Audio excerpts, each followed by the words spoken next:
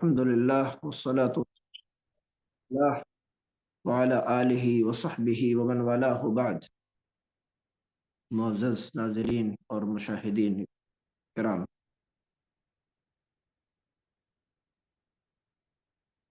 آج کی اس بزم میں آپ تمام کا استقبال ہے۔ ہم لوگ سورہ اعراف کی تفسیر جو ہے اور اس کا خلاصہ سن رہے تھے، اور ہماری گفتگو وہاں تک پہنچی تھی جہاں اللہ تعالیٰ نے پچھلی چند اقوام اور ان کی تباہی کا تذکرہ کیا۔ اللہ رب العالمین نے قوم نوح سے شروع کیا اور اس کے بعد قوم شعیب تک کا بیان کیا، 5 اقوام کا، اور کہا کہ ان کے پاس ہماری نشانیاں آئیں، ہمارے پیغمبر آئے اور انہوں نے ان پیغمبروں کی اطاعت نہیں کی، ان سے بغاوت کی، تو ہم نے ان کو تباہ کر دیا۔ حقیقت میں یہ دنیا والوں کے لیے پیغام ہے۔ اللہ تعالیٰ یہ پیغام دے رہا ہے کہ دنیا والوں، تمہارے پاس ہم نے اپنے رسول جو کہ ہمارے آخری رسول ہیں محمد صلی اللہ علیہ وسلم، ان کو بھیج دیا ہے۔ اب جو کامیابی چاہتا ہے اور اللہ کی رحمت چاہتا ہے اور آخرت میں نجات چاہتا ہے، جنت چاہتا ہے، اسے چاہیے کہ وہ نبی کریم صلی اللہ علیہ وسلم پر ایمان لے آئے اور آپ کی شریعت کی اتباع کرے۔ اور جو نبی کریم صلی اللہ علیہ وسلم کی اتباع نہیں کرے گا، اسے بھی وعید سنائی جا رہی ہے کہ جیسے پچھلی اقوام کو ہم نے تباہ کیا، تم پر بھی ہمارا عذاب آ جائے گا۔ دنیا میں ایک وقت تک ہم ڈھیل دیتے ہیں، وہ دیں گے، اس کے بعد دنیا میں اور پھر آخرت میں، دونوں میں تم ہمارے عذاب سے دوچار ہو جاؤ گے۔ ان سب باتوں کا تذکرہ کرنے کے بعد اللہ تعالیٰ نے پھر موسیٰ علیہ السلام اور قوم فرعون کا ذکر کیا ہے اور بتایا کہ کیسے مصر میں بنی اسرائیل رہا کرتے تھے، جن کو کہ فرعون اور اس کی قوم نے غلام بنایا ہوا تھا، تو ہم نے فرعون کی طرف اپنے بندے اور رسول موسیٰ علیہ السلام کو بھیجا، اور وہ فرعون کو توحید کی دعوت دیتے رہے۔ فرعون صرف بحث و مباحثہ، باتوں پر باتیں بنانا، یہی کرتا رہا، اور جب ہوتا تھا وہ یہی کہتا تھا کہ آپ ہمیں نشانیاں دکھائیے، اپنے رسول ہونے کی دلیل دیجئے، معجزہ دکھائیے۔ تو اللہ تعالیٰ نے ان کو معجزہ دیا ہوا تھا کہ وہ لاٹھی پھینکتے تھے تو لاٹھی وہ ایک اژدہا بن جاتی تھی۔ تو وہ فرعون کے دربار میں جب حاضر ہوئے تو فرعون نے کہا کوئی معجزہ دکھائیے۔ تو لاٹھی ان کے ہاتھ میں تھی، انہوں نے فوراً وہ لاٹھی پھینک دی، اور وہ اژدہا جو ہے بن کر کے فرعون کے دربار میں وہ لاٹھی دوڑنے لگی۔ سارے فرعونی پریشان ہو گئے کہ یہ کیا ہوا۔ موسیٰ علیہ السلام نے اسے ہاتھ سے پکڑ لیا، وہ دوبارہ لاٹھی بن گئی۔ اس کے بعد اللہ تعالیٰ نے ان کو ایک اور معجزہ بھی ساتھ میں دیا تھا، وہ یہ تھا کہ وہ اپنے دائیں ہاتھ کو اپنے پہلو سے لگاتے اور جب باہر نکالتے تو اس میں سے چمک نکلتی تھی، روشنی۔ تو فرعون نے کہا کہ یہ تو بڑا جادوگر ہے یہ، اور اس کے تمام ساتھیوں نے کہا کہ ایسا ہے کہ اب یہ تو جادو ہے، جادو کا مقابلہ جادو سے ہونا چاہیے۔ اس کے بعد مصر میں اعلان کیا گیا، گاؤں گاؤں شہر شہر، کہ جتنے جادوگر ہیں ان کو جمع کیا جائے، اور ان سب کو جمع کیا گیا۔ موسیٰ علیہ الصلوۃ والسلام سے انہوں نے بات کی کہ آپ کس دن چاہتے ہیں؟ کہا جس دن تمہارے یہاں عید کا دن ہو، بڑا اجتماع ہو، اس دن تم جو ہے میدان میں آؤ، اور اس دن ہماری تم سے بات چیت ہوگی انشاءاللہ۔ تو ان کے ہاں ایک عید کا دن تھا، اس موقع پر مصر کے تمام جادوگر جمع ہو گئے۔ تو موسیٰ علیہ الصلوۃ والسلام اور سیدنا ہارون علیہ الصلوۃ والسلام یہ دونوں آئے، اور اس کے بعد ان کی گفتگو ہوئی جادوگروں سے، اور اس موقع پر جادوگروں نے فرعون سے بات کی، کہا کہ ہم تو تمہارے خاص آدمی ہیں، ہم تو تمہارے غلبے کے لیے آئے ہوئے ہیں، اگر ہم فتح پا جائیں گے تو ہمیں بدلے میں انعام میں کچھ ملے گا؟ اس نے کہا میں تم کو درباری بنا لوں گا، اپنا مقرب بنا لوں گا۔ اس کے بعد موسیٰ علیہ الصلوۃ والسلام سے وہ کہنے لگے کہ آپ تو لگ رہا ہے کوئی بہت بڑے جادوگر ہیں، ذرا ہمیں دکھائیے اپنا جادو آپ بھی۔ انہوں نے کہا دیکھو میں جادوگر نہیں ہوں، میں اللہ کا پیغمبر ہوں، میں تمہیں توحید کی دعوت دینے کے لیے آیا ہوں، اور یہ بتانے کے لیے کہ یہ دنیا ایک دن ختم ہو جائے گی، اور سب کو ایک دن موت آئے گی، اور مرنے کے بعد اسے قیامت کے دن اٹھایا جائے گا، دوبارہ زندہ کیا جائے گا، اور اسے اس کے ایک ایک عمل کا حساب دینا ہوگا، اس کی تیاری تم کرو، یہ پیغام میں لے کے آیا ہوں۔ انہوں نے اپنی ذمہ داری ادا کی اور جادوگروں پہ حجت قائم کی۔ اسی موقع پر جادوگروں کے درمیان بھی آپس میں اختلاف ہو گیا، کسی نے کہا کہ یہ بات تو سمجھ میں آنے والی بات ہے بالکل، اور کسی نے کہا نہیں ہم تو جادو پہ ضد کریں گے۔ جن لوگوں نے ضد کی پھر وہ موسیٰ علیہ السلام سے کہنے لگے یہ دعوت تبلیغ کی بات آپ چھوڑیے، آپ اب میدان میں آئیے مقابلے کے لیے، تو آپ پہلے اپنا جو ہے دکھائیں گے جو آپ کے پاس، جس کو آپ معجزہ کہہ رہے ہیں، یا ہم دکھائیں؟ موسیٰ علیہ الصلوۃ والسلام نے کہا کہ ایسا ہے کہ آپ لوگ اپنے کرتب دکھائیے، جتنے آپ کے پاس فراڈ کے آلات، رسیاں اور سانپ اور کیا کیا ہے، آپ ان کو جو ہے لے آئیے۔ تو جادوگروں نے کیا کیا؟ انہوں نے اپنی رسیاں اور لاٹھیاں پھینکی، اور ان پر انہوں نے جادو کیے، اور وہ سانپ بن کر کے وہاں پہ دوڑنے لگی وہ رسیاں اور لاٹھیاں، اور لوگوں کی آنکھوں پہ انہوں نے جادو کیا ہوا تھا، اور وہ جادو جو وہ لے کے آئے، قرآن مجید کہتا ہے وَجَاءُوا بِسِحْرٍ عَظِيمٍ، بہت بڑا جادو تھا وہ، یہاں تک کہ موسیٰ علیہ الصلوۃ والسلام پر بھی ہیبت طاری ہو گئی۔ اللہ تعالیٰ نے اس کا ذکر کیا ہے سورہ طٰہٰ کے اندر کہ فَأَوْجَسَ فِي نَفْسِهِ خِیفَةً مُوسیٰ، ان پر بھی ایک ہیبت ہو گئی، یہ تو بہت زیادہ یہ سانپ یہاں پہ ٹہل رہے۔ اللہ رب العالمین کی طرف سے وحی آئی، اللہ تعالیٰ نے موسیٰ علیہ السلام سے کہا کہ تم اپنی لاٹھی پھینک دو، اور موسیٰ علیہ السلام نے اللہ کا نام لے کر کے لاٹھی پھینک دی، اور وہ ایک بہت بڑے اژدہے کی شکل میں وہاں پر لاٹھی جو ہے دوڑنے لگی، وہ اژدہا پھر جادوگروں کے تمام جادو کو اور ان کے سانپوں کو کھا گیا، نگل لیا سب نے، سب کو۔ اس کے بعد فرعون کہتا رہا جادوگروں کو کہ تم لوگ پیچھے کیوں اڑ رہے ہو، دکھاؤ جادو اپنا، دوبارہ جادو کرو، پھر سے دوبارہ کرو، مقابلہ کرو۔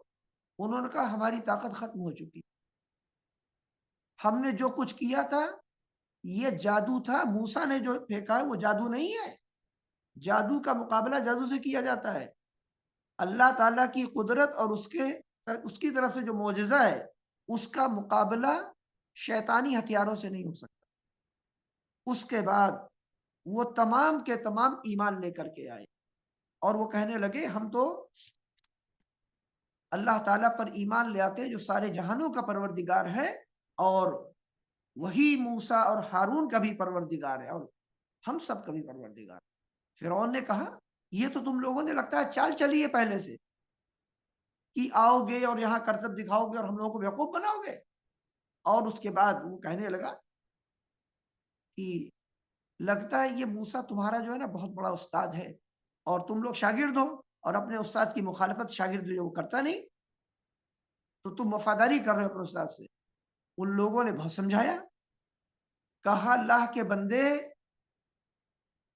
یہ جادو نہیں ہے جو موسیٰ نے کی پھینکا ہے لاٹھی، کہا یہ لاٹھی ہے لکڑی کی، اس کو اللہ نے اسلحہ بنا دیا ہے، اس میں موسیٰ علیہ السلام کا کوئی کمال نہیں ہے، نہ ان کے بس میں ہے کہ وہ اس لاٹھی کو اسلحہ بنا دے، وہ اللہ کے صرف ایک رسول اور پیغمبر ہیں،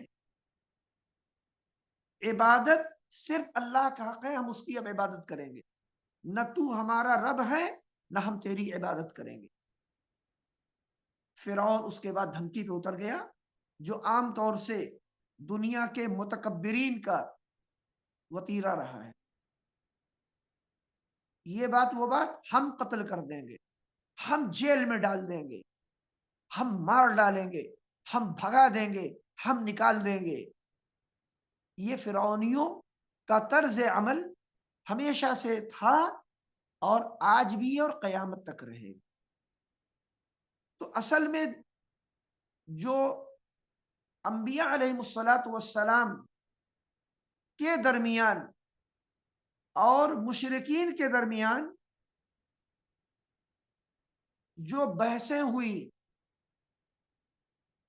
جو مجادلات اور مناظرات ہوئے، ہر جگہ پہ فرعون موجود تھا، بتا رہا ہوں آپ سے۔ تو اصل وہ فرعون ایک نہیں ہے جو موسیٰ علیہ السلام کے مقابلے میں کھڑا ہوا تھا، بلکہ ہر متکبر فرعون ہوتا ہے۔ ایسے فرعونوں کی تعداد میں آج کوئی کمی نہیں۔ تو اصل جو جنگ تھی انبیاء علیہ السلام کی اور مقابلہ تھا، وہ فرعونیت سے تھا۔ ایک فرعون آیا، دوسرا آیا، تیسرا آیا، سب چلے گئے، لیکن کیا انہوں نے اپنے وارث نہیں چھوڑے؟ انہوں نے فرعونیت کو، حق بات کے جھٹلانے کو، اپنی کبریائی کے کلمہ پڑھانے کو باقی رکھا۔ تو فرعونیت آج بھی ہے، ہر معاشرے میں اور ہر جگہ ہوتی ہے۔ واضح دلائل کو دیکھنے کے بعد حق سامنے آ جائے اور اس کے بعد انسان اس کو ٹھکرا دے،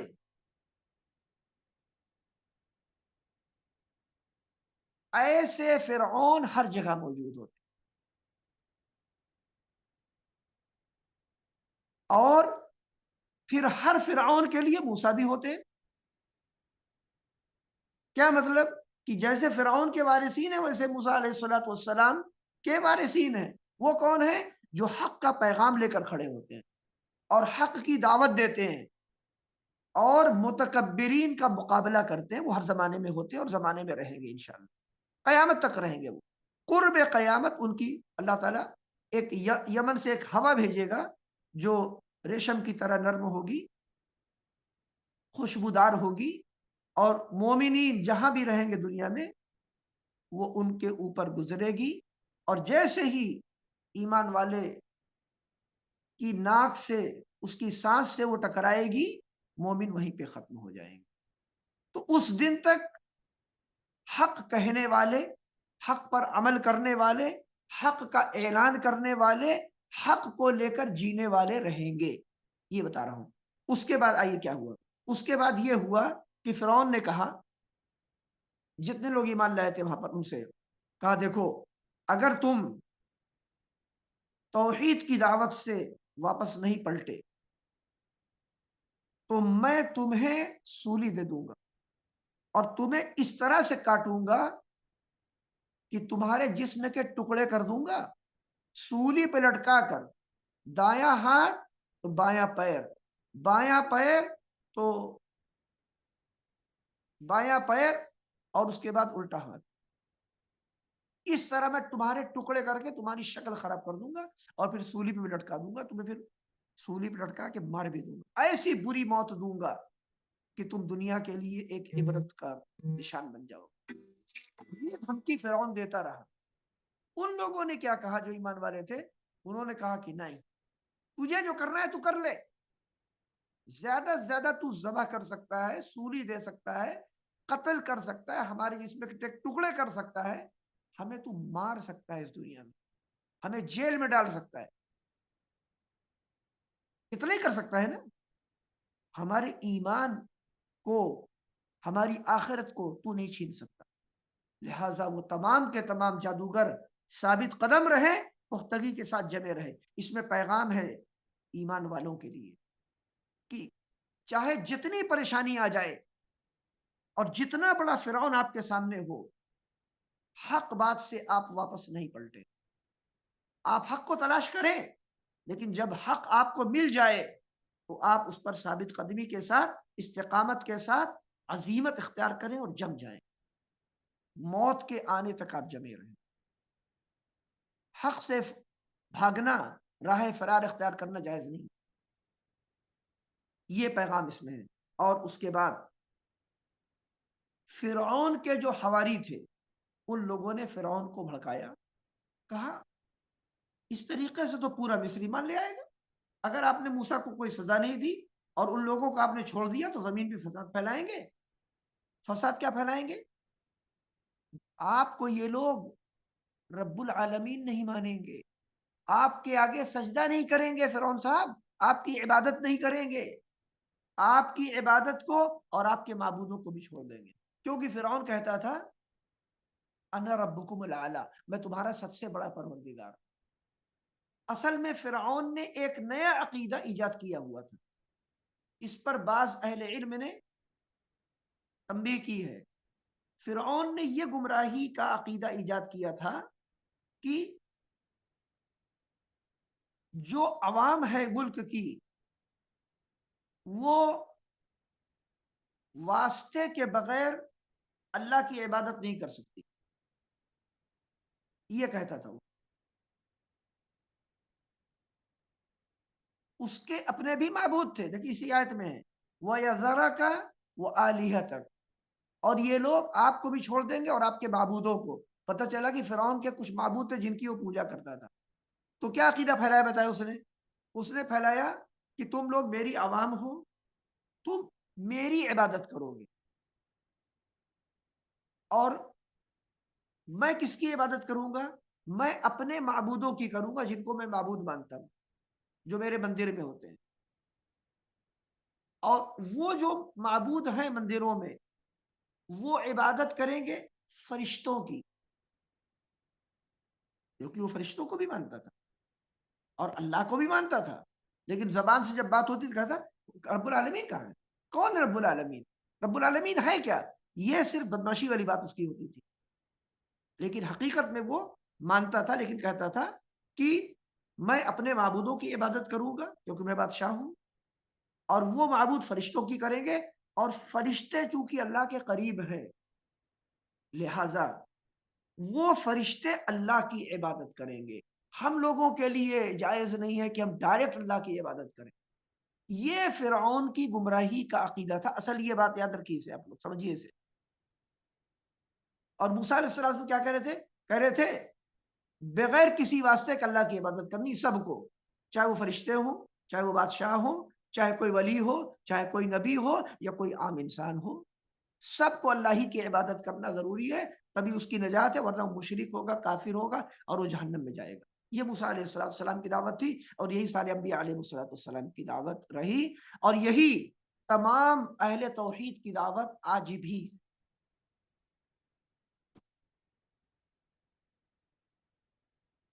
अल्हम्दुलिल्लाह, अल्हम्दुलिल्लाह। तो देखिए, तो फिरौन को उसके हवारियों ने भड़काया, اس نے بنی اسرائیل پر ظلم شروع کر دیا اور کہا کوئی بات نہیں، ہم انہیں قتل کریں گے اور ان کی عورتوں کو ہم زندہ رکھ کے ان کو ہم اپنے لیے لونڈی بنائیں گے اور ان سے ہم خدمت لیا کریں گے۔ موسیٰ علیہ السلام کا بنی اسرائیل آئے اور کہا ہمارے اوپر تو ظلم اور شروع ہو گیا۔ انہوں نے کہا صبر کرو، اللہ تعالیٰ کی قدرت ہے، وہ ڈھیل دیتا ہے لیکن پکڑتا ہے۔ جب تک اس نے فرعون کو ڈھیل دی ہوئی ہے جان لو تبھی تک ہے، ایک دن تو اللہ اس کو پکڑ کے عذاب دے گا۔ اور یہ جان لو کہ والعاقبۃ للمتقین، انجام کار تقوی والوں کے لیے ہے۔ لیکن بنی اسرائیل موسیٰ علیہ السلام کے پاس اپنی عادت کے مطابق آ کر چیخنے چلانے لگے۔ اس کے بعد اللہ تعالیٰ نے موسیٰ علیہ السلام کو کہا بنی اسرائیل کو آپ سمجھائیے، آپ ان سے کہیے کہ اللہ رب العالمین تمہارے دشمن کو ان قریب ہلاک کر دے گا، لیکن تم کو زمین پر جانشین بنائے گا اور پھر تمہارا حساب شروع ہوگا۔ تمہاری آزمائش ہوگی کہ تم اللہ کے احکام کی تابع داری کرتے ہو یا اپنی خواہشات پہ عمل کرتے ہو، پھر تمہارا بھی وقت آ جائے گا اور تم پر بھی پھر وہ سلسلہ عذاب کا شروع ہو جائے گا۔ یہ بنی اسرائیل سے موسیٰ علیہ السلام نے کہا۔ اس کے بعد اللہ تعالیٰ نے فرعون اور فرعونیوں کی آزمائش کے لیے ان پر طرح طرح کے عذاب بھیجے۔ کبھی قحط سالی آئی، کبھی پھلوں میں اللہ تعالیٰ نے کمی کی، کبھی اللہ تعالیٰ نے مصر میں طوفان بھیج دیا، اور کبھی ان کے اوپر ٹڈیاں بھیجیں، اور کبھی ان کے یہاں ہر بستر میں ہر کپڑے میں جوئیں پیدا کر دی اور میڈک پیدا کر دیے۔ جو بھی برتن جو بھی کھانا اٹھاتے سب میں میڈک، اور اس کے بعد خون کی آزمائش۔ ہر برتن میں جو بھی کھانا اٹھائیں گے، کوئی برتن پکا کھانا کچھ بھی، اس میں خون بھرا ہوا۔ فرعون یہی کہتا رہا کہ موسیٰ ہم تو بڑے پریشان ہیں تمہاری وجہ سے، اور تمہارا رب چونکہ تم کو تو بہت چاہتا ہے، تم دعا کرو کہ یہ جو عذاب کی قسمیں طرح طرح کی ہیں اللہ تعالیٰ ہم سے اٹھا لے اس کو، اور جب تم دعا کرو گے اور یہ مصیبتیں دور ہو جائیں گی، ہم ایمان لے آئیں گے تمہارے اوپر، ہم مان لیں گے اللہ تعالیٰ کی بات، تمہاری بات۔ یہ فرعون کہتا رہا، لیکن وہ صرف زبان سے کہتا تھا۔ اللہ رب العالمین نے بہرحال موسیٰ علیہ السلام کی دعا قبول کی، اور بہت سے عذاب جو اس کے اوپر آئے ہوئے تھے اور فرعونیوں پر، اللہ نے ان کو اٹھا لیا۔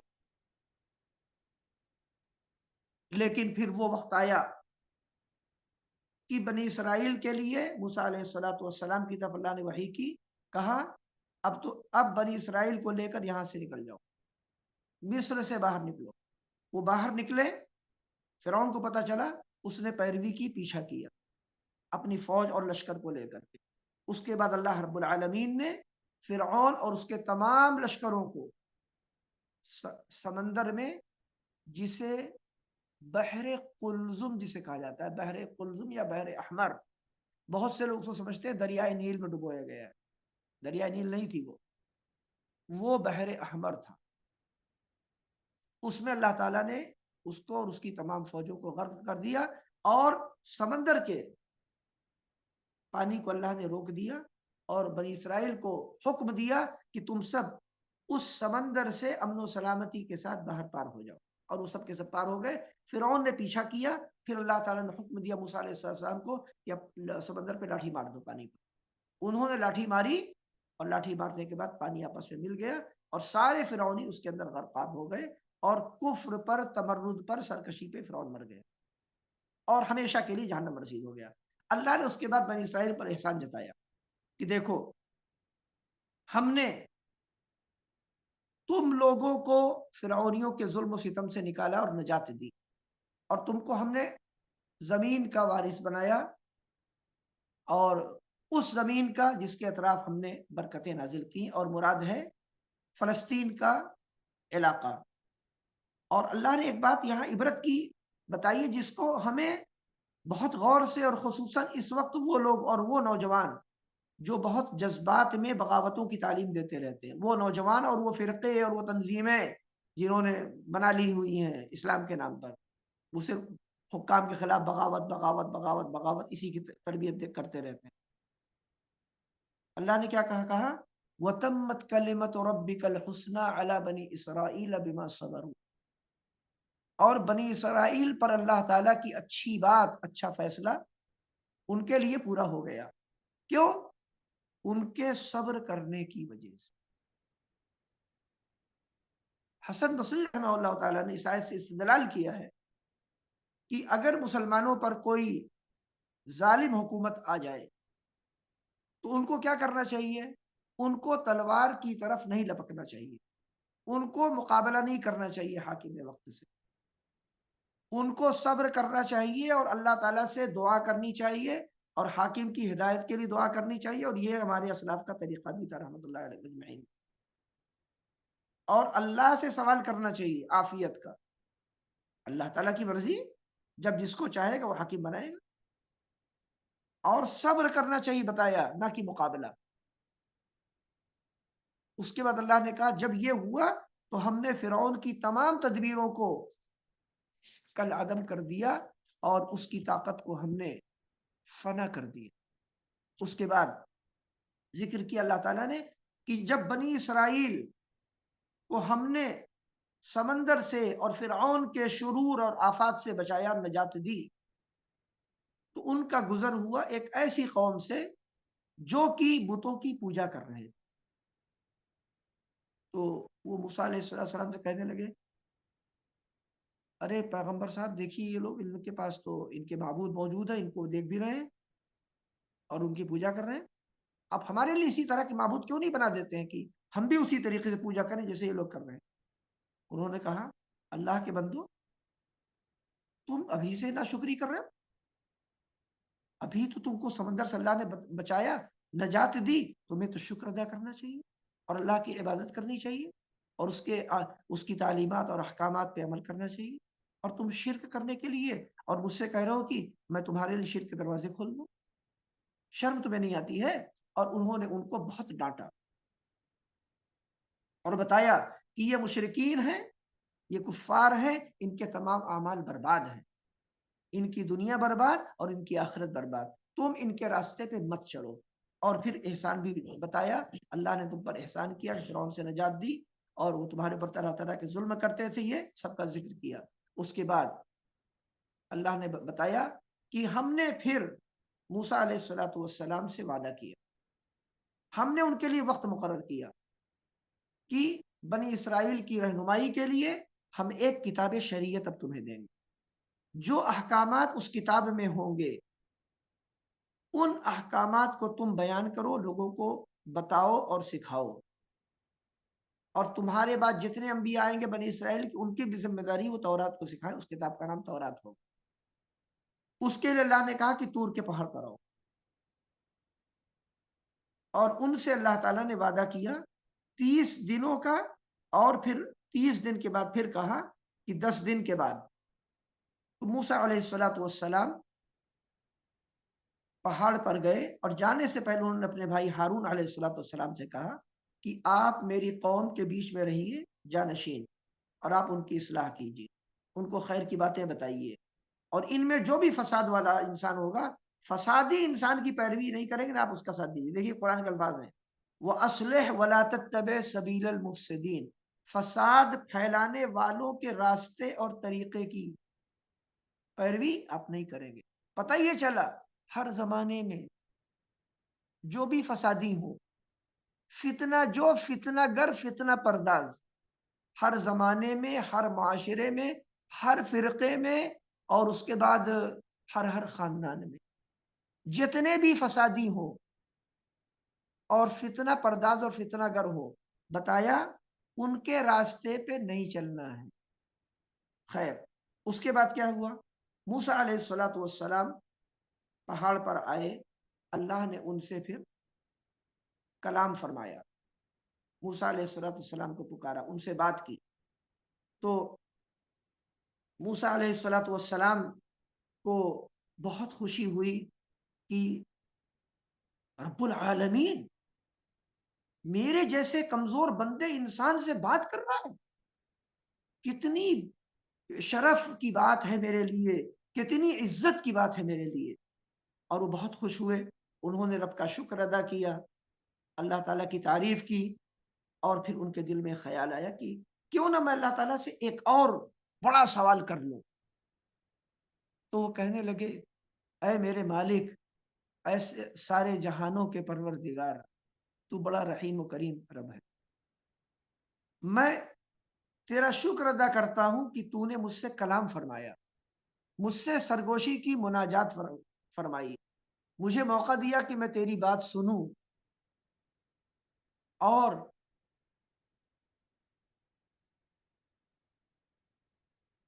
میرے دل میں ایک بات اب آ رہی ہے، وہ میں تجھ سے عرض کرنا چاہ رہا ہوں، میری درخواست ہے۔ اللہ تعالیٰ جان رہا ہے کہ موسیٰ علیہ السلام کیا سوچ رہے، وہ تو علام الغیوب ہے، وہ جان رہے ہیں ان کے دل میں کون سا سوال ہے۔ تو اس کے بعد ہی موسیٰ علیہ السلام نے کہا ربی ارنی انظر الیک، اے پروردگار مجھے اپنا دیدار بھی کرا دے، میں تجھ کو دیکھنا چاہ رہا ہوں۔ تو اللہ رب العالمین نے کہا لن ترانی، اے موسیٰ تم مجھے ہرگز نہیں دیکھ سکتے، اور کیا مراد ہے، اس دنیا کے اندر دنیاوی جو تمہارا جسم ہے اس کی آنکھوں سے نہیں دیکھ سکتے، تمہاری آنکھوں میں وہ قوت نہیں ہے جو رب کے نور کو دیکھ لے۔ ہاں، قیامت کے دن اور پھر جنت میں یقیناً تم اور ایمان والے سب میرا دیدار کریں گے۔ یہ مطلب تھا اس کلام کا جو اللہ نے کہا لن ترانی۔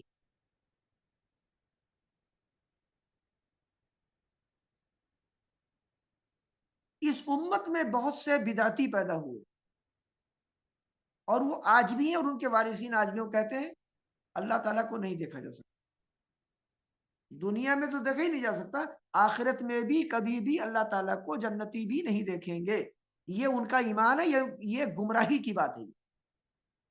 تو ایسے فرقے آج بھی موجود ہیں، معتزلہ وغیرہ کی بات بتا رہا ہوں۔ زبان سے کہنا ضروری نہیں کہ اپنے آپ کو کہے معتزلہ، وہ جو عقائد معتزلہ کے تھے ان عقائد کا وہ اقرار کرتے ہیں، اپنی تقریروں میں بیان کرتے ہیں، اپنی کتابوں میں لکھتے ہیں، قرآن کی تفسیر وغیرہ کرتے ہیں تو وہاں بیان کر دیتے ہیں، حدیث کی شرح لکھتے ہیں تو وہاں بیان کر دیتے ہیں۔ اسی لیے اہل علم کیا کہتے ہیں، گمراہ لوگوں سے جن کا عقیدہ گمراہ ہو ان سے قرآن و حدیث بھی نہیں سیکھنا، ان سے شریعت کا علم نہیں حاصل کرنا ہے، تاکہ ہماری امت کے افراد کو گمراہی سے بچایا جائے۔ اس لیے علماء نے یہ فتویٰ دیا، اور اس کے دلائل بے شمار۔ تو اللہ تعالیٰ نے موسیٰ علیہ السلام سے کہا وَلَكِنِ انظُرْ إِلَى الْجَبَلِ فَإِنِ اسْتَقَرَّ مَكَانَهُ فَسَوْفَ تَرَانِي، اے موسیٰ لیکن تم جو ہے پہاڑ کی طرف دیکھو، ادھر اگر وہ پہاڑ اپنی جگہ پہ رک جاتا ہے، باقی رہتا ہے جیسے وہ ہے، تب تم مجھے دیکھ پاؤ گے۔ یعنی ایک امکان کی طرف اللہ تعالیٰ نے ان کی توجہ مبذول کرائی، پتہ چلا کہ اللہ تعالیٰ کو دیکھنا ممکن ہے۔ کہا اگر وہ پہاڑ رک جائے گا وہیں پر جہاں ہے وہ، جس حالت میں ہے، تب تو تم مجھے دیکھ پاؤ گے، ورنہ نہیں، یعنی اس دنیا کے اندر۔ اس کے بعد اللہ رب العالمین نے اپنی تجلی سامنے والے پہاڑ پہ کی،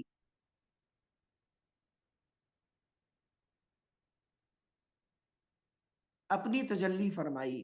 موسیٰ علیہ السلام نے دیکھا، وہ پہاڑ کی طرف دیکھ رہے تھے کہ کیا ہو رہا ہے، جیسے رب کی تھوڑی سی ہلکی سی تجلی اس پر ہوئی، پہاڑ چکنا چور ہو گیا، ریزہ ریزہ۔ موسیٰ علیہ السلام بے ہوش ہو کے گر گئے، اور پھر اللہ تعالیٰ نے فرشتوں کو بھیجا، اور انہوں نے موسیٰ علیہ السلام کو پکارا اور پکڑ کر کے اٹھایا۔ جب وہ اٹھے تو وہ کہنے لگے، قرآن کہتا ہے فَلَمَّا أَفَاقَ قَالَ سُبْحَانَكَ، جب ان کو افاقہ ہوا تو انہوں نے کہا اے میرے مالک تو پاک ہے، یعنی مجھے یہ سوال نہیں کرنا۔ تُوبْتُ إِلَيْكَ تُوبْتُ إِلَيْكَ وَأَنَا أَوَّلُ الْمُؤْمِنِينَ، میں توبہ کر رہا ہوں، میں معافی مانگ رہا ہوں اپنے اس سوال کے کرنے پر، اور میں ایمان لانے والوں میں سب سے پہلے ہوں۔ تو بہر اس آیت سے علماء کتاب و سنت نے، علماء سلف نے ثابت کیا ہے کہ اللہ تعالیٰ کی رؤیت دنیا میں ممکن نہیں ہے، آخرت میں ہے اور جنت میں ہے۔ اسے جان لیجیے۔ اس کے بعد اللہ تعالیٰ نے موسیٰ علیہ السلام سے خطاب کیا اور کہا کہ اے موسیٰ، میں نے تم کو اپنی شریعت کی تعلیمات اور اپنے پیغامات کو پہنچانے کے لیے اور تم سے کلام کرنے کے لیے میں نے تمہیں چن لیا ہے۔ اب جو بھی احکام میں تمہیں دوں انہیں مضبوطی سے پکڑو، میرا شکر ادا کرو، ان پہ عمل کرو اور لوگوں کو دعوت دو کہ وہ بھی ان پہ عمل کریں۔ اس کے بعد اللہ تعالیٰ نے بتایا کہ اللہ تعالیٰ نے ان کو، یعنی موسیٰ علیہ السلام کو، تختیوں پر تورات جو لکھی تھی وہ اللہ نے موسیٰ علیہ السلام کو دی، اور بتایا کہ اس کے اندر سارے احکامات اور شریعت کے مسائل لکھے ہوئے۔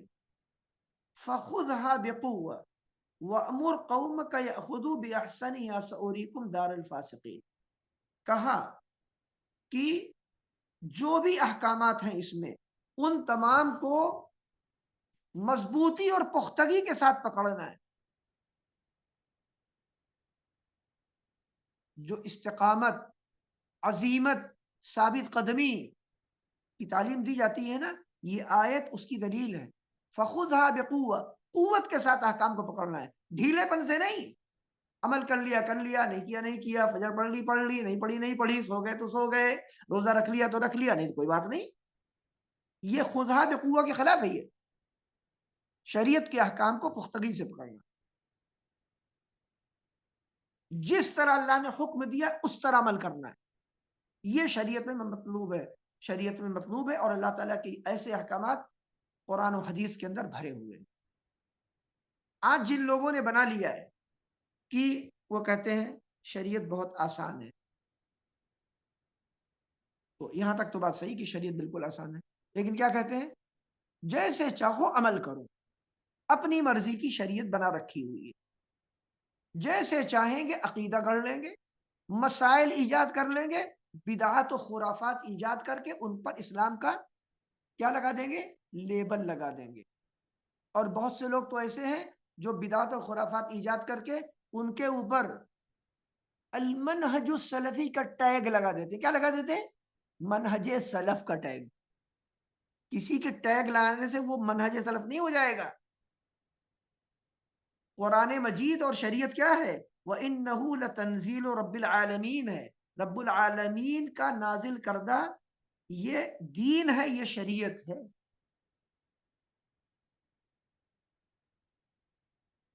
شریعت کسی کے بنانے سے نہیں بنتی ہے، شریعت اللہ تعالیٰ نازل کرتا ہے۔ اللہ نے کہا نبی صلی اللہ علیہ وسلم سے ایک مقام پر، ثُمَّ جَعَلْنَاكَ عَلَى شَرِيعَةٍ مِّنَ الْأَمْرِ فَاتَّبِعْهَا، پھر ہم نے آپ کو ایک شریعت پر مقرر کر دیا ہے، اپنے حکم کی، اپنے احکامات کی شریعت پر۔ آپ کا کام کیا ہے؟ آپ اس کی پیروی کریں۔ وَلَا تَتَّبِعْ أَهْوَاءَ الَّذِينَ لَا يَعْلَمُونَ، اور جو لوگ نہیں جانتے ہیں، لا علم ہے یعنی جاہل ہیں، کہا ان کی باتوں اور ان کی خواہشات کی پیروی آپ نہیں کریں۔ یہ حکم کس کو دیا جا رہا ہے؟ نبی کریم صلی اللہ علیہ وسلم کو۔ تو آپ کی امت کے لیے کیا حکم ہوگا؟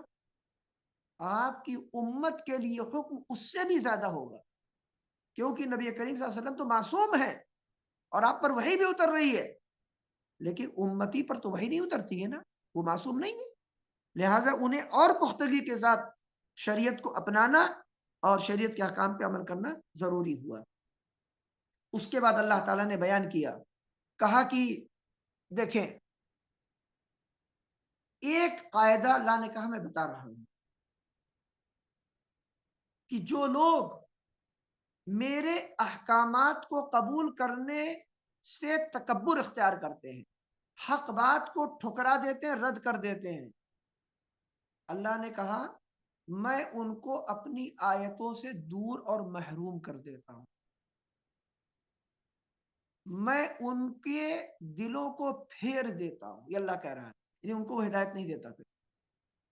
تو اگر کسی کو حق بات چاہیے اور حق کی ہدایت چاہیے تو اسے چاہیے کہ جب اس پر حق بات واضح ہو تو اسے قبول کرے، تکبر نہ دکھائے۔ قرآن مجید کے الفاظ ہیں سأصرف عن آیاتی الذین یتکبرون فی الارض بغیر الحق، میں اپنی آیتوں سے عنقریب ان لوگوں کو پھیر دوں گا جو زمین پر تکبر اختیار کرتے ہیں نہ حق۔ پھر ان کا حشر کیا ہوگا؟ پھر وہ جس نشانی کو بھی دیکھیں گے، ہدایت کے جس راستے کو بھی دیکھیں گے، نہ ایمان لے آئیں گے نہ اس کی پیروی کریں گے، اور وہ ہماری آیتوں سے غافل بن کے جئیں گے اور گمراہی کے راستے پہ دوڑتے چلے جائیں گے، یہاں تک کہ کہا جاتا ہے سیر جہنم۔ پھر اس کے بعد وہ ڈائریکٹ جہنم ہی پہنچیں گے تو ان کی آنکھ کھلے گی۔ یہ ہے متکبرین کا انجام، حق بات کو ٹھکرانے والوں کا انجام یہ ہوتا ہے۔ لہذا تکبر سے ہم سب کو اللہ کی ہمیشہ پناہ مانگنی چاہیے۔ اس کے بعد اللہ رب العالمین نے بتایا کہ ایسے لوگ جو ہماری آیتوں کو جھٹلاتے ہیں اور آخرت کی ملاقات کا انکار کرتے ہیں، ان کی ساری نیکیاں بھی برباد ہیں، ان کا کوئی عمل قبول نہیں کیا جائے گا، اور ان کے عمل کی یہی جزا ہے اور یہی ان کی سزا ہے۔ اس کے بعد بنی اسرائیل کی بہت سی گمراہیوں اور ان کے جرائم کا ذکر اب اللہ تعالیٰ نے شروع کیا ہے یہاں سے آگے بیان کرنا۔ سورہ بقرہ میں اللہ تعالیٰ نے بنی اسرائیل کے بہت سے جرائم کا اجمالاً ذکر کیا تھا، اس اجمال کی تفصیل سورہ اعراف میں اللہ تعالیٰ نے کی ہے، اور وہ شروع ہوتی ہے اب یہاں سے۔ اللہ نے کہا کہ وَاتَّخَذَ قَوْمُ مُوسَىٰ مِن بَعْدِهِ مِنْ حُلِيِّهِمْ عِجْلًا جَسَدًا لَهُ خُوَارٌ، کہ موسیٰ علیہ السلام کی قوم نے ان کے بعد اپنے زیوروں سے ایک بچھڑا بنا لیا، جس بچھڑے سے بچھڑے کے بولنے کی چیخنے کی آواز آتی تھی، اور وہ اس کی عبادت کرنے لگے۔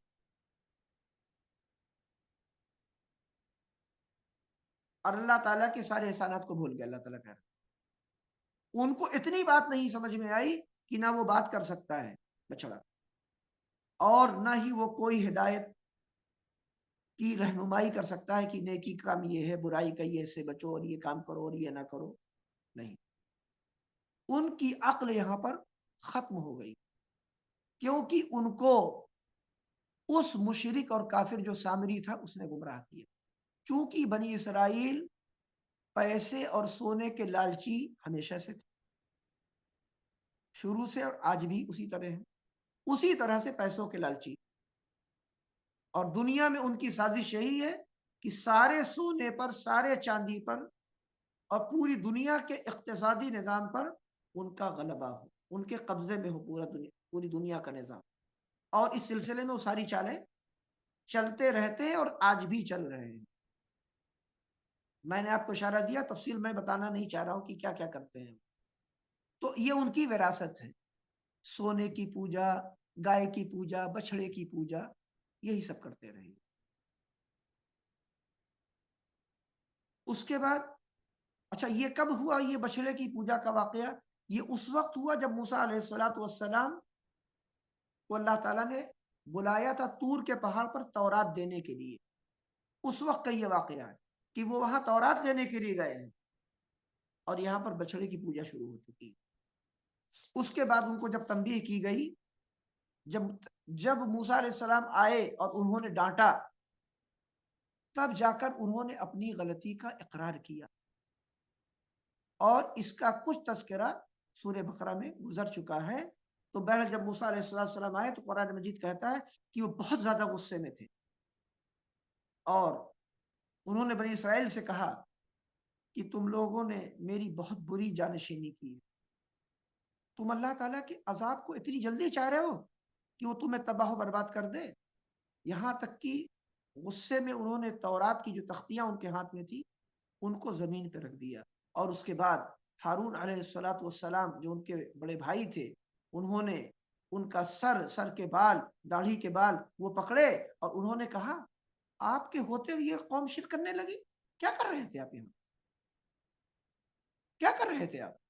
ہارون علیہ السلام نے دیکھا کہ بھائی تو بہت زیادہ غصے میں، انہوں نے پہلے ان کا غصہ کرنے کی، ٹھنڈا کرنے کی پہلے تدبیر اختیار کی، پھر کہا مسئلے کو آپ سمجھیے ہوا کیا یہاں پہ، اس کی کوئی تفصیل میں نے پہلے بتائی بھی ہے۔ تو کہنے لگے کہ ارے میری ماں کے بیٹے، ہم دونوں ایک ہی خون کے ہیں، میں آپ کی مخالفت، آپ کے دین کی مخالفت کیسے کر سکتا ہوں، میں خود پیغمبر ہوں، لیکن اس قوم نے مجھ کو کمزور بنا لیا، کمزور سمجھا، اور قریب تھا کہ یہ میرے قتل کے در پہ ہو جائے، اگر میں اور سختی کرتا تو یہ مجھے قتل کر کے پیغمبر کو قتل کرنے کے مجرم بن جاتے، اس جرم سے بچانے کے لیے میں نے ان کو سمجھانے کے بعد سختی نہیں کی، اور میں نے انتظار کیا کہ آپ آ جائیے۔ لہذا یہ جو مشرک قوم ہے، آپ اس کو اس کے عمل پر ڈانٹیے، سمجھائیے، لیکن ایسا نہ کیجئے کہ وہ میرے بارے میں بھی یہ تصور رکھنے لگے کہ میں ان کے جرم میں شامل رہا ہوں۔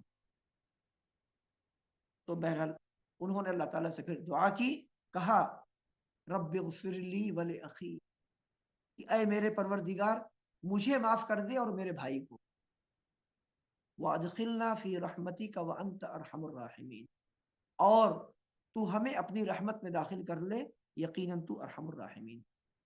آپ دیکھیے یہاں پر اتنا سخت موقف تھا کہ بنی اسرائیل میں شرک پھیل گیا، موسیٰ علیہ السلام نے اپنی اس قوم کے لیے اللہ تعالیٰ سے استغفار نہیں کیا،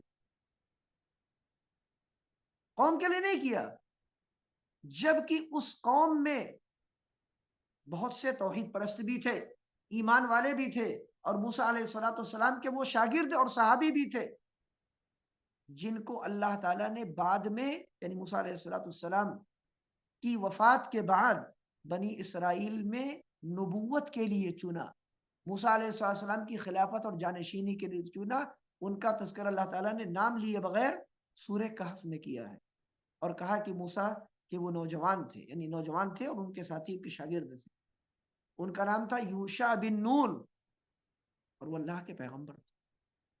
تو آپ دیکھیے کہ موسیٰ علیہ السلام نے صرف اپنے لیے استغفار کیا اور اپنے بھائی کے لیے، اور باقی وہاں کسی کے لیے نہیں کیا۔ اس میں بہت بڑا پیغام ہے کہ معاشرے کے جو مجرمین ہیں ان کے ساتھ انسان کا موقف کیا ہونا چاہیے۔ آئیے آگے چلتے ہیں۔ آگے اللہ تعالیٰ نے کہا ان الذین اتخذوا العجل سینالہم غضب من ربہم وذلۃ فی الحیات الدنیا، کہا کہ جن لوگوں نے بچھڑے کو معبود بنا لیا انہیں ان کے رب کا غضب ضرور پہنچے گا، اور دنیا کی ذلت بھی انہیں گھیر لے گی۔ ہم اسی طریقے سے افطرا پردازوں کو بدلہ دیا کرتے ہیں۔ آج بہت سے لوگ اس آیت کو پڑھتے اور سمجھتے ہیں کہ یہ آیت صرف یہود کے بارے میں ہے، بچھڑا پوجنے والوں کے لیے آیت اتری ہے، وہ شرک کرے تو مجرم، یہودی شرک کرے تو مشرک، نصرانی کرے وہ مشرک، ہندو کرے وہ کافر، مجوسی کرے وہ کافر، صابئین کرے تو وہ کافر، ستارے کے پوجنے والے کریں تو وہ کافر، کمیونسٹ اور دہریہ ہو جائیں تو وہ کافر۔ اور اس کے بعد کیا ہے؟ مگر مومنوں پر کشادہ ہیں راہیں، پرستش کریں شوق سے جن کی چاہیں۔ اعوذ باللہ من الشیطان الرجیم پڑھنا چاہیے۔ شرک شرک ہے، چاہے اسے کو کوئی بھی کرے اس کو شرکی کہا جائے گا۔ لہذا آج جو لوگ اسلام کے نام پر قبر پرستی کر رہے ہیں اور قبروں کی پوجا کی دعوت دے رہے ہیں، وہ اسلام کی توحید کے داعی نہیں، جان لیجیے اس کو۔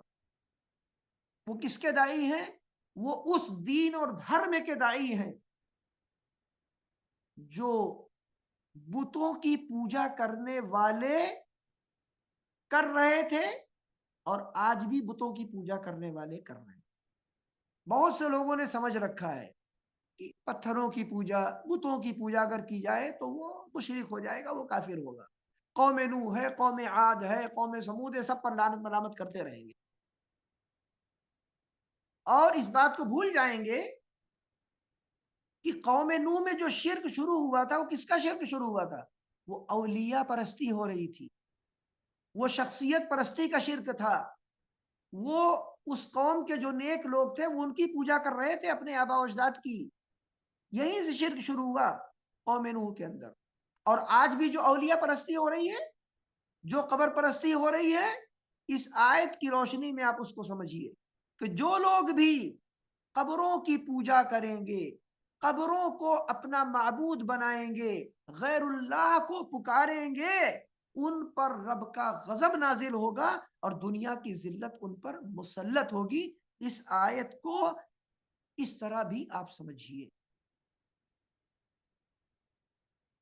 بہت سے مقامات اور بہت سے ممالک جہاں پہ اللہ تعالیٰ نے مسلمانوں کو حکومت دی، طاقتور حکومت ان کے پاس وہاں تھی، وہاں انہوں نے دنیا والوں کو توحید کی دعوت، اسلام کی تعلیم دینے کے بجائے کیا کیا؟ قبریں، مزاریں، عرس، یہ تماشے اور ان کی میلاد اور ان کی برسی اور قبروں پہ چادریں اور سجدے اور نظر و نیاز، سب کچھ ہو گیا۔ جب یہ سب چلن شروع ہو گیا تو اللہ نے کیا کیا؟ اللہ نے ان مسلمانوں کو وہ سلطنت اور وہ نعمتیں جو دی تھی وہ ان سے چھین لی، اور ان کے اوپر اللہ تعالی نے ان کے دشمنوں کو مسلط کر دیا۔ بہت سے ممالک تاریخ اسلام پڑھی، اسلام کی تعلیم کو چھوڑا یا انہوں نے، اور یا تو شرک پھیلانا شروع کر دیا۔ بہت سے لوگ کہتے ہیں کہ آپ نام بھی لیتے رہتے ہیں۔ ایک واقع ہے، ایک حقیقت ہے، آنکھیں اگر کھولنی ہے تو نام لینا پڑتا ہے۔ اسپین میں 800 سال حکومت تھی مسلمانوں کی، بڑی طاقتور سلطنت تھی، کہاں گئی؟ کہاں گئے مسلمان؟ آپ لوگ کہاں ہیں؟ مسلمانوں کی حکومت، آج وہاں افراد ہوتے ہیں، کوئی کوئی مسلمان ہو گیا وہ، ابھی بھی آپ جائیں کوئی کوئی مسلمان مل جائے گا۔ اس کے بعد ہندوستان ایک بہت بڑا خطہ تھا جس کو شبہ القارہ کہا جاتا تھا، وہاں پر حکومت تھی اہل اسلام کی۔ انہوں نے کیا کیا؟ جگہ جگہ قبر پرستی، قبروں کی پوجا، یہاں پہ مزار، وہاں پہ درگاہ، یہاں پہ درگاہ، وہاں پہ درگاہ۔ بعض شہروں میں تو میں گیا دیکھ رہا ہوں سڑک سڑک میں بیچ راستے میں درگاہ ہیں۔ لوگ پریشان، حکومت پریشان کہ سڑک بنائے نکالے تو کیسے بنائے، تو انہوں نے کیا کیا؟ سڑک کے بیچ میں ہی، یعنی سڑک کو انہوں نے دو طرف سے کر دیا، اب بیچ میں ایک بڑی درگاہ،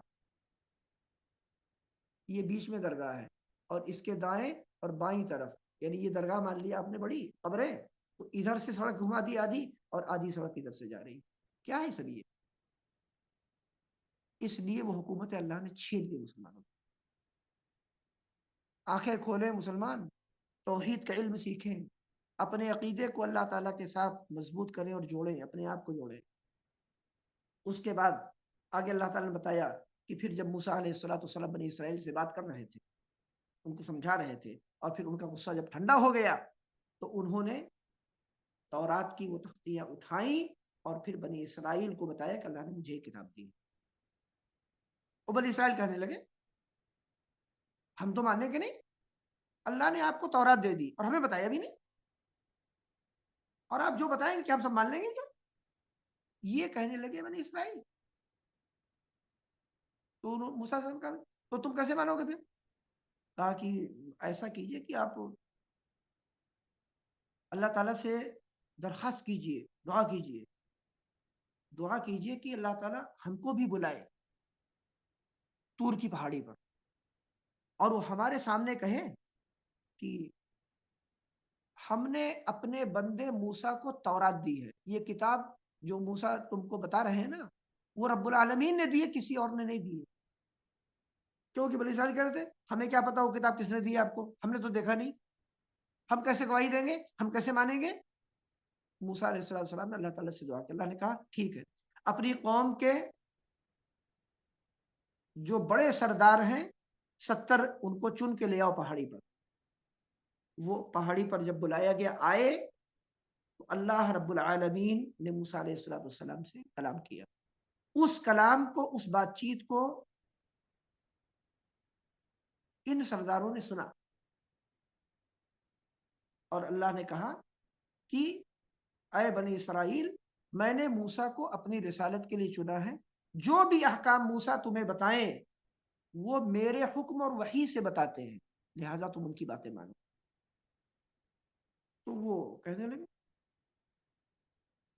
موسیٰ اللہ تعالیٰ کی تو ہم صرف آواز سن رہے ہیں، تو جب آپ آواز سنا سکتے ہیں تو ہم کو دکھا بھی دیجیے، ہم اللہ کو دیکھیں گے بھی۔ انہوں نے کہا کچھ تم شرم حیا کرو، کیسی بات کر رہے ہو تم لوگ؟ یہ کہنے لگے نہیں، ہم تو جب تک دیکھیں گے نہیں ہم مانیں گے نہیں۔ وہی بدماشی، یہودی خصلت، جب تک دیکھیں گے نہیں مانیں گے نہیں۔ کیا ہوا پھر؟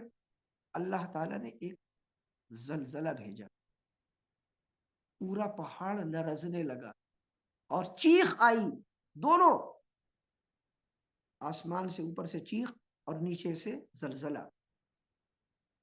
اس کے بعد وہ 70 کے 70 سب کو اللہ نے موت دے دی، مار دیا۔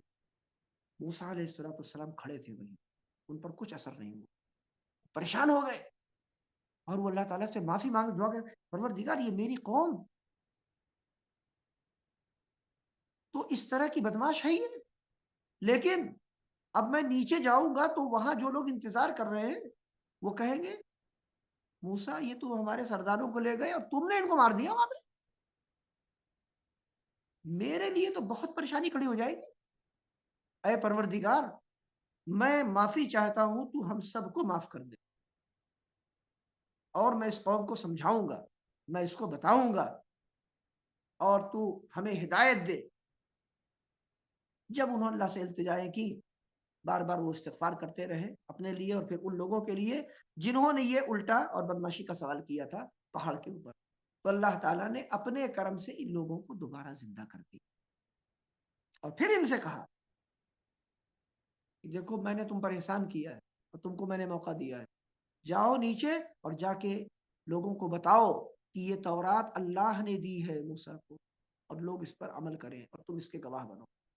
اس کے بعد موسیٰ علیہ السلام نے اللہ تعالیٰ سے یہ بھی دعا کی کہ اے پروردگار کہ ہمیں دنیا میں تو کامیابی عطا فرما اور آخرت بھی ہماری کامیاب کر دے۔ اور اس کے بعد پھر اللہ تعالیٰ نے کہا کہ دیکھو موسیٰ،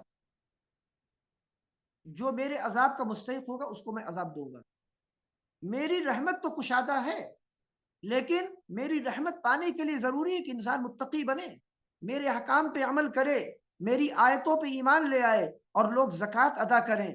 اور اس کے بعد اللہ تعالیٰ نے ان لوگوں سے یعنی بنی اسرائیل سے اور موسیٰ علیہ السلام سے ذکر کیا کہ دیکھو میں ایک نبی امی پیغمبر آخر الزماں کو میں بھیجنے والا ہوں، اور اس کی علامتیں اور نشانیاں میں نے تورات میں بھی لکھی ہیں۔ پھر یہاں سے اللہ تعالیٰ نے ایک پیغام دیا ان یہود و نصارہ کو جو نبی کریم صلی اللہ علیہ وسلم کے زمانے میں موجود تھے، ان کو دیا، اور جو آج بھی موجود ہے ان کے لیے بھی یہ پیغام ہے قیامت تک کے لیے۔ پیغام یہ ہے کہ اے اہل کتاب، تمہاری کتابوں میں لکھا ہوا ہے کہ میں ایک آخری نبی کو بھیجوں گا جس کا نام محمد ہوگا، وہ نبی امی ہوں گے اور وہ میری آیتیں پڑھ کے سنائیں گے، ان کا تذکرہ تورات و انجیل اور زبور سب میں تمہیں ملے گا، بھلائی کا حکم دیں گے، برائی سے وہ روکنے والے ہوں گے، پاکیزہ چیزوں کو حلال کریں گے، اور وہ چیزیں جو خبیث ہیں ان کو وہ بتائیں گے کہ حرام ہیں، اور اس کے بعد جو بیڑیاں تمہاری گردنوں پہ رکھی گئیں ان کو وہ اٹھا دیں گے، اور اس کے بعد پھر اللہ نے اعلان کیا کہ جو لوگ اس نبی پر ایمان لے آئیں اور اس نبی کی مدد کریں گے یقیناً وہی لوگ کامیاب ہوں گے۔ یہ پیغام آج بھی اہل کتاب کے لیے ہے کہ تم کامیابی اور نجات چاہتے ہو، اللہ کی رحمت چاہتے ہو نا، تو میرے نبی کی، محمد صلی اللہ علیہ وسلم کی پیروی کر لو۔ یہ پیغام ان کو دیا جا رہا ہے۔ اس کے بعد پھر اللہ تعالیٰ نے اعلان کیا اور کہا کہ اے میرے حبیب، آپ دنیا والوں سے کہہ دیجئے، کیا کہہ دیجئے؟ کہ میری رسالت، میرا پیغام صرف عرب کے لیے نہیں، یا قریش کے لیے نہیں ہے۔ میری دعوت، میری رسالت ساری مخلوق کے لیے، تمام ثقلین کے لیے، انس و جن کے لیے۔ قل یا ایھا الناس انی رسول اللہ الیکم جمیعا، آپ کہہ دیجئے کہ اے لوگو، میں تم تمام کی طرف اللہ کا رسول ہوں، تم سب کی طرف۔ تو تم سب پر ضروری ہے کہ میری دعوت پر ایمان لے آؤ، اور جو میری دعوت پہ ایمان نہیں لے آئے گا اللہ تعالیٰ اس کی آخرت کو تباہ و برباد کر دے، اور دنیا میں بھی اس پر جب چاہے گا عذاب نازل کرے گا۔ یہ پیغام یہاں دیا جا رہا ہے۔ اس کے بعد موسیٰ علیہ السلام کی قوم میں کچھ لوگ حق کے ماننے والے تھے، پہلے بھی تھے، اور کچھ لوگ نبی اکرم علیہ السلام کے زمانے میں بھی تھے جو حق بات کو تسلیم کرتے تھے، اور پھر وہ نبی صلی اللہ علیہ وسلم پر ایمان بھی لے آئے، لیکن ان کی تعداد بہت کم تھی۔ جیسے آج بھی یہودی ایمان لاتے ہیں لیکن بہت کم تعداد میں، آج بھی ایسے یہودی ہیں جو مسلمان ہوئے اور ایمان لے آتے ہیں۔ اللہ تعالیٰ نے آگے چل کے پھر بنی اسرائیل نے ایک سوال کیا تھا موسیٰ علیہ السلام سے، اللہ تعالیٰ نے اس کا ذکر کیا۔ کہا بنی اسرائیل کہنے لگے موسیٰ، ہماری اتنی بڑی تعداد ہے اور ہم سب بھوکے پیاسے ہیں یہاں پر، تو آپ کم سے کم ہمارے لیے پانی کا انتظام تو کیجیے۔ تو اللہ تعالیٰ نے کہا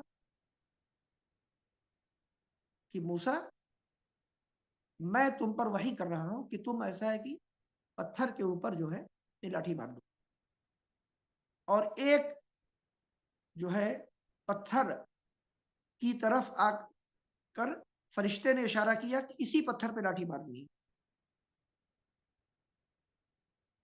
کسی ریتیلی زمین پر نہیں، ورنہ یہ بدماش قوم کہے گی کہ پانی تو یہاں پہلے سے موجود تھا، وہ تھوڑا تھا پانی تھا، وہ زیادہ ہو گیا، باتیں بنائیں گے یہ لوگ، پتھر ہی پہ لاٹھی مارنا۔ تو موسیٰ علیہ السلام نے ایک چٹان کے اوپر لاٹھی ماری اور اس سے 12 چشمے پھوٹ گئے، اور 12 قبیلے تھے بنی اسرائیل کے، اور اس کے بعد وہ لوگ اس سے پانی پیتے رہے۔ آگے چل کے پھر ان سے کہا گیا اب تم فلسطین میں داخل ہو جاؤ، اللہ نے یہ زمین تمہارے لیے لکھ دی ہے۔ کہنے لگے نہیں، ہم تو نہیں آئیں گے۔ انہوں نے پھر وہاں پر نافرمانی شروع کر دی، اور اللہ نے بنی اسرائیل کے پھر آگے چل کر ایک اور طبقے کا ذکر کیا ہے، اس قوم کا جو ایک سمندر کے کنارے آباد تھی، اور ان کے اوپر پابندی تھی کہ وہ سنیچر کے دن شکار کریں مچھلیوں کا، باقی دن کر سکتے ہیں، اور باقی دن میں مچھلیاں کم آتی تھیں اور سنیچر کے دن زیادہ آتی تھی کنارے، سمندر کے کنارے، تو شکار کرنے بنی اسرائیل کو بڑی آسانی ہوتی تھی۔ اس کے بعد بنی اسرائیل نے کہا بھائی یہ تو بڑی پابندی والی بات ہے، ایسا کرتے ہیں کہ حیلہ نکالتے ہیں۔ انہوں نے حیلہ نکالا کہ انہوں نے سمندر کے کنارے چھوٹے چھوٹے تالاب بنائے، چھوٹے چھوٹے گڑھے بنا لیے۔ اس کا تذکرہ پچھلے، اس سے پہلے کے ایک درس میں آ چکا ہے۔ تو سنیچر والے دن کیا ہوتا کہ مچھلیاں جو ہے پانی کے ساتھ بہہ کر آ جاتی ہیں چھوٹے چھوٹے تالاب میں۔ اس کے بعد یہ کیا کرتے، رات میں جو ہے ان کے جانے کے راستے کو بند کر دیتے، اور مچھلیاں وہاں چھوٹے تالاب میں پھنس جاتی۔ اس کے بعد اتوار کا دن آتا، اتوار کے دن صبح سویرے یہ سب اپنے جال لے کے جاتے اور مچھلیوں کو نکال کے شکار کر لیتے۔ تو یہ انہوں نے حیلے بہانے کر کے کیا کیا، حرام کو حلال کر لیا۔ تو وہاں ان کو برائی سے روکنے والے جو اہل خیر تھے انہوں نے منع کیا، کہا تم یہ مت کرو، اللہ نے حرام قرار دیا ہے ہم لوگوں کے اوپر اس طرح کی کوئی بھی چیز۔ تو وہ انہوں نے کہا نہیں ہم تو کریں گے۔ تو اللہ نے پھر عذاب بھیجا، جب انہوں نے سرکشی کی، بات نہیں مانی، نصیحت کرنے والوں کی بات نہیں مانی، تو اللہ نے عذاب بھیجا ان لوگوں پر جو شکار کر رہے تھے اور جو خاموش تھے وہاں. کچھ لوگ تماشائی بھی ہوتے ہیں، آج بھی معاشرے میں ہوتے ہیں، کہتے ہیں ہمیں کیا مطلب، وہ لوگ لڑ رہے لڑتے رہے، کوئی بدماشی کر رہا ہے، کوئی روک رہا ہے ان کو روک رہا ہے، کہا وہ دونوں جانا ہمیں مطلب نہیں ہے. اور ایسے لوگ آج معاشرے میں زیادہ ہو چکے ہیں. اسی لیے ہمیشہ حق کی بات کہنی چاہیے اور حق کا ساتھ دینا چاہیے، نہ باطل کا ساتھ دینا چاہیے، نہ خاموشی اختیار کرنی چاہیے.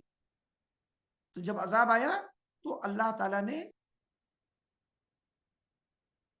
صرف ان لوگوں کو نجات دی جو برائی سے روک رہے تھے بس، اور باقی دو جو طبقے تھے ان کو اللہ تعالیٰ نے کہا کونو قردۃ خاسئین، کہ تم ذلیل و خوار ہو جاؤ، بندر ان کو بنا دیا اللہ تعالیٰ نے.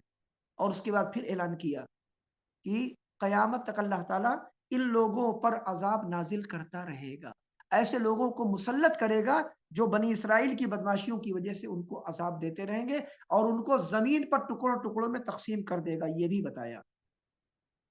اس کے بعد بنی اسرائیل کی شرارتوں میں اللہ تعالیٰ نے ذکر کیا کہ یہ لوگ کہتے تھے کہ ہم گناہ کرتے ہیں تو ہماری مرضی، ہم کریں گے، اللہ تعالیٰ غفور الرحیم ہے، معاف کر دے گا.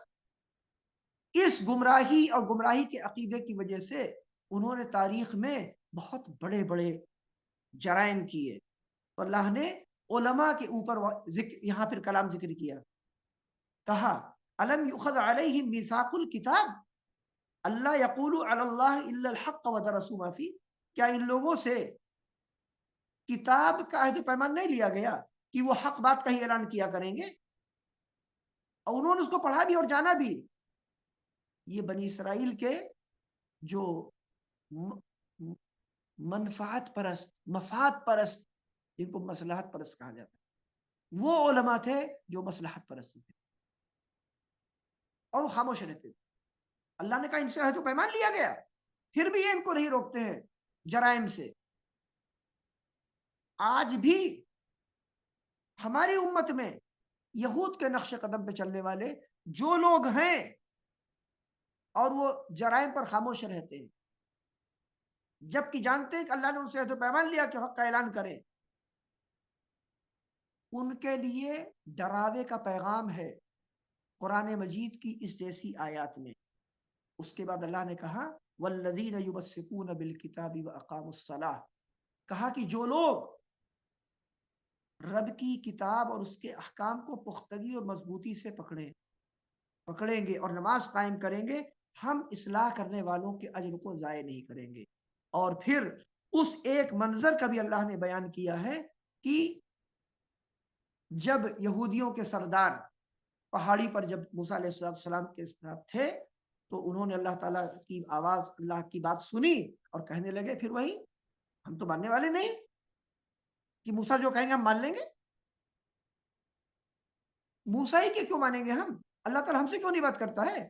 اسی طرح کی بدماشی کے اعتراضات اور سوالات وہ کرتے رہے. اللہ نے کیا کیا، طور پہاڑ کا حصہ، ایک حصہ اٹھا کر ان کے سروں کے اوپر کر دیا، اور وہ بادل کی طریقے سے ان کے سروں پر لٹکا ہوا تھا قریب تک ان کو. پھر اسی پہاڑ کے نیچے بیچ میں لا کر کے اللہ تعالیٰ مار کے ختم کر دیا.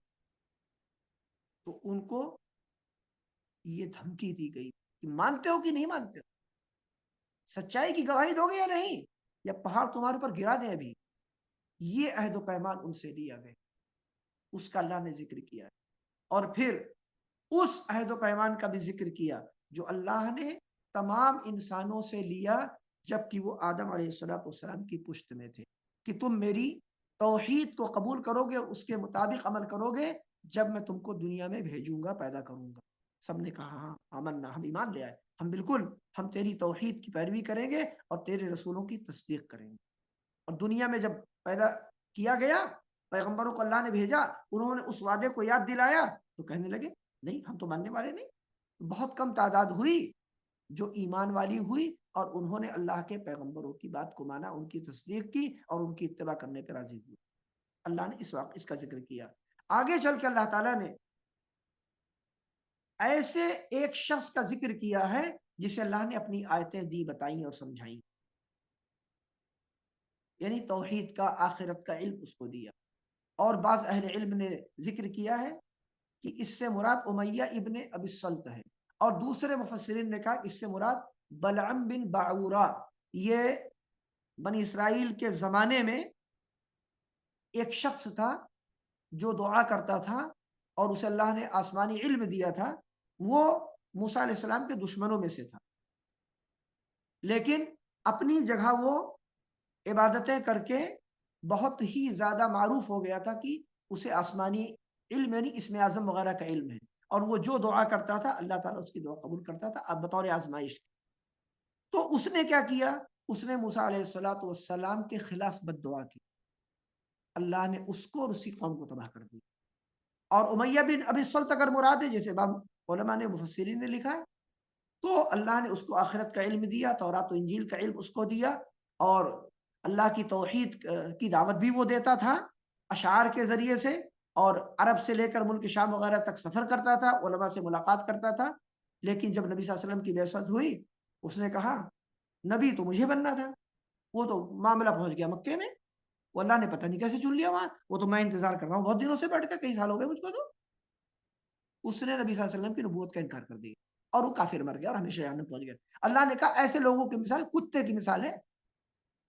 پتہ چلا کہ جن لوگوں پر حق واضح ہو جائے، دلائل آ جائیں اور وہ جان جائے کہ حق یہی ہے اور اسے تسلیم نہ کریں، ان کی مثال قرآن مجید میں اللہ نے جو دی ہے کتے کی مثال دی ہے، اور ایک جگہ پہ مثال ان کی دی ہے گدھے کی، کہ وہ اپنے اوپر کتابوں کا علم کا بوجھ لاد کے چل رہے ہیں لیکن عمل نہیں کرنا ہے، کتابیں ان کے پاس ہیں، علم ان کے پاس ہے، لیکن اس کی مخالفت وہ کریں گے۔ تو ان کے لیے دو مثالیں قرآن مجید کے اندر ہیں۔ جو لوگ بھی آج ایسوں کے نقش قدم پہ چل رہے ہیں ان کے لیے بھی یہی مثال ہے۔ اس کے بعد اللہ نے بتایا کہ ہم نے جہنم کے لیے بہت سے انس و جن کو پیدا کیا ہے، وہ حق بات سن کر بھی نہیں مانتے، حق ان کو نظر آتا ہے دیکھتے نہیں، حق کی بات کانوں سے ٹکراتی ہے سنتے نہیں، وہ جانوروں کی طرح ہی نہیں جانوروں سے بھی بدتر ہے۔ اور پھر اللہ نے بتایا کہ رب کو تم پکارا کرو تو اسماء حسنہ کا وسیلہ دے کے مانگا کرو، یہ قرآن کہہ رہا ہے وَلِلَّهِ الْأَسْمَاءُ الْحُسْنَى فَادْعُوهُ بِهَا۔ اور اس امت کے بدعتیوں نے کیا کیا آج؟ وہ اللہ تعالیٰ کو انسانوں کے ناموں کا وسیلہ دے دیں گے، اللہ کے ناموں کا نہیں، اولیاء کے ناموں کا، انبیاء علیہ السلام کے ناموں کا، اور اپنے ائمہ کرام اور علماء اعظام رحمت اللہ علیہ مجمعین ان کے ناموں کا وسیلہ، کہ فلاں کے صدقے میں ہماری دعا سن لے۔ اللہ کے نام کافی نہیں تھے کیا؟ اللہ کی عظمت پر ایمان کافی نہیں ہوا تھا؟ تو طرح طرح کے وسیلے کی شکلیں ایجاد کر لی گئیں، اور وسیلے کی شکلیں اور پھر وہ شکلیں آگے چل کے شرک میں تبدیل ہو گئی۔ پہلے اولیاء کرام علیہ رضی اللہ رحمہم اللہ تعالی کا وسیلہ دیا جاتا تھا، ان کے ناموں کا یا ان کے صدقے وغیرہ کے الفاظ۔ اس کے بعد کیا ہوا؟ اولیاء ہی کو ڈائریکٹ پکارا جانے لگا، اور ان سے مرادیں مانگنے لگے لوگ، ان سے شفا مانگنے لگے، ان سے روزی اور اولاد مانگنے لگے۔ یہ شرک اکبر میں لوگ واقع ہو گئے، اور اس کے بعد بھی کہتے ہیں نہیں نہیں ہم تو بالکل ٹھیک ٹھاک اسلام پہ چل رہے ہیں، اس کا اسلام سے کوئی تعلق نہیں، سب شرکی عقائد نہیں ہے۔ تو بتایا گیا کہ ان سے بچ کے رہو۔ اس کے بعد اللہ رب العالمین نے کہا کہ دنیا والوں کو چاہیے کہ وہ نبی کریم صلی اللہ علیہ وسلم کی رسالت پر غور کریں اور ایمان لے آئیں، اور اللہ تعالیٰ کی مخلوقات پہ غور کریں اور رب کی عظمت اور اس کی توحید پر وہ ایمان لے آئیں۔ پھر بتایا کہ لیکن دنیا والوں کو یہ تلاش ہے، انتظار ہے، پوچھتے ہیں قیامت کب آئے گی کب آئے گی، وہ بتاتے نہیں نبی صلی اللہ علیہ وسلم، آپ بتائیے کب آئے گی۔ آپ نے کہا کہ مجھے قیامت کے آنے کے بارے میں وقت کا علم نہیں دیا گیا ہے، نہ وہ میرا پیغام ہے تم کو بتاؤں کب آئے گی، میں تم کو بتانے کے لیے آیا ہوں کہ قیامت کے دن کی تیاری کرو بس۔ اس پر اللہ نے آیت اتاری، بڑی لمبی آیت ہے، یسألونک عن الساعة ایان مرساها قل انما علمها عند ربی لا یجلیها لوقتها الا هو۔ قیامت کے آنے کا جو علم ہے اس کے بارے میں یہ لوگ پوچھ رہے ہیں آپ سے، آپ کہیے یہ میری ذمہ داری میں سے نہیں، میرے علم میں سے، اسے اللہ تعالیٰ جانتا ہے۔ کب اس کا وقت آئے گا اللہ جانتا ہے، وہ قیامت کو برپا کرے گا۔ اور اس کے بعد اللہ نے بتا دیا کہ انبیاء علیہ السلام بشمول نبی کریم صلی اللہ علیہ وسلم کے کہا کہ آپ کہیے اور بتائیے، اور آپ کی طرح تمام کی تمام انبیاء علیہ السلام سے بھی یہی بات کہی گئی کہ میں اپنے لیے کسی نفع نقصان کا مالک نہیں مگر جو اللہ چاہے، نہ مجھے غیب کا علم ہے، اور اس کے بعد میں اپنے لیے کسی نفع نقصان کو آگے پیچھے بھی نہیں کر سکتا۔ اگر مجھے غیب کا علم ہوتا تو مجھے کوئی پریشانی نہیں ہوتی، میں بچ جاتا ہر چیز سے، یہ بتایا، کہا مجھے بھیجا گیا ہے کس لیے؟ ان انا الا نذیر و بشیر، میں تو صرف ڈرانے والا اور خوشخبری دینے والا ہوں، لقومی یؤمنون، ایمان لانے والوں، ان کو میں ڈرانے کے لیے بھی آیا ہوں اور خوشخبری سنانے کے لیے بھی آیا ہوں۔ جہنم کے عذاب سے ڈرانا، اللہ کے غضب سے ڈرانا، اور اللہ کی رحمت کی بشارت دینا اور جنت کی طرف دعوت دینا، کہا میں اس کے لیے آیا ہوں۔ اس کے بعد اللہ تعالیٰ نے پھر ذکر کیا ان لوگوں کا جو اولیاء کرام رحمت اللہ علیہم اجمعین کی پوجا کرتے ہیں۔ وہ کہتے ہیں وہ مشرکین مکہ اور مشرکین عرب اور آج کے جو ہندو وغیرہ ہیں، کہتے ہیں وہ تو بت پوجتے ہیں نا، پتھر ہوتے ہیں وہ پتھر، اس لیے وہ مشرک اور کافر ہوئے۔ قرآن کیا کہہ رہا ہے دیکھیے، کہہ رہا ہے ان الذین تدعون من دون اللہ عباد امثالکم، الذین اس میں موصول ہے جو کن کے لیے استعمال کا ہوتا ہے؟ عاقل کے لیے۔ وہ لوگ جنہیں تم پکارتے ہو اللہ کے سوا، وہ تمہاری ہی طرح اللہ کے بندے اور غلام ہیں، یہ اللہ نے بتا دیا۔ اور کہا وہ کسی چیز کے مالک نہیں ہیں، تم انہیں پکار کے دیکھ لو، تمہاری وہ دعا بھی نہیں قبول کر سکتے، اور صرف ایک اللہ تعالی ہے جو عبادت کا مستحق، کہا تم اس کی عبادت کرو۔ اس طرح اللہ تعالیٰ نے قبر پرستی اور قبر پرستوں کی تردید اس سورت یعنی سورہ اعراف کے اخیر میں بھی کی، اور اس کے بعد بتایا کہ اس بات کا اعلان کر دیجئے کہ اللہ تعالی نیکوکاروں اور توحید پرستوں کا ولی، کارساز، ان کا مددگار ہے، مشرکوں کی مدد وہ نہیں کرے گا، وہ مدد کرتا ہے توحید پرستوں کی، تو یہ وعدہ ہے توحید پرستوں سے۔ اور اس کے بعد اللہ تعالیٰ نے ذکر کیا، نبی صلی اللہ علیہ وسلم کو اخلاقیات کی تعلیم دی، کہا انہیں آپ اور آپ کی امت کے لوگ پھیلائیں اور عمل کریں، کہا خذ العفو وامر بالعرف واعرض عن الجاہلین، عفو درگزر کو آپ لازم پکڑیں، بھلائی کا حکم دیتے رہیں اور جاہلوں سے آپ اعراض کریں۔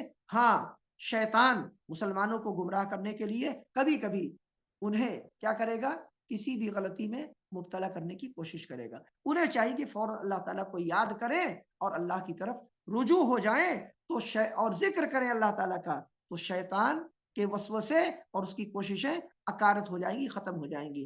اور بتایا کہ یہ مشرکین کہتے ہیں کہ آپ معجزات کیوں نہیں لے کے آتے، بڑے بڑے معجزات جیسے موسیٰ علیہ السلام، عیسیٰ علیہ السلام اور فلاں نبی اور فلاں پیغمبر کو یہ معجزہ دیا گیا، آپ بھی لے کر کے آئیے۔